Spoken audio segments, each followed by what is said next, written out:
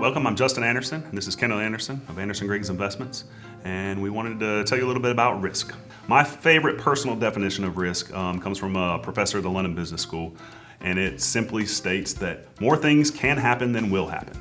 So in other words, the future as we know it, as it comes and presents itself to us, only one thing happens. However, when we look out there, there's so many different possibilities, it kind of makes you feel small and humble.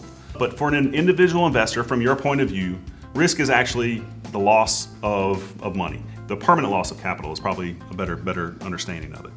Yeah, there's an old rule that came about on Wall Street many years ago, and I think it's still valid today. For an individual investor, for whatever approach you use, there's three different sectors that are gonna allow you to make money or lose money. The first is market risk, and I think everybody's familiar with that. The second is industry risk, and the third is security selection risk.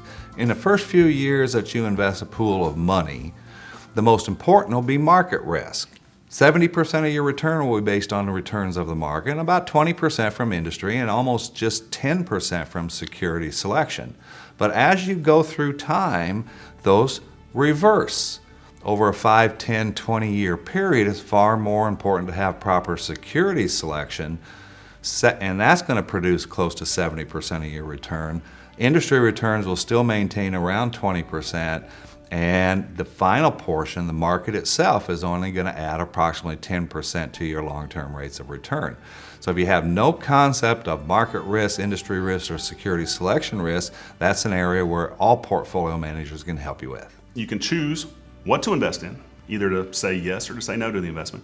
You can choose when to say yes and when to say no to investment. And you can also choose to decide which price you're going to invest at. These are your only controls. You might think that you also have that option on the end of when you can sell and what price you sell at, but that's not always the case. Some investments can end without your control.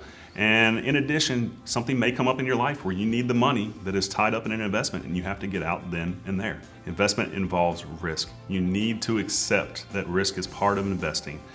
And you also have to accept the fact that you're going to have to invest. So the more you're comfortable with the idea that things fluctuate, that risk is a part of investing, the better you're going to do over the long time horizon. Thank you.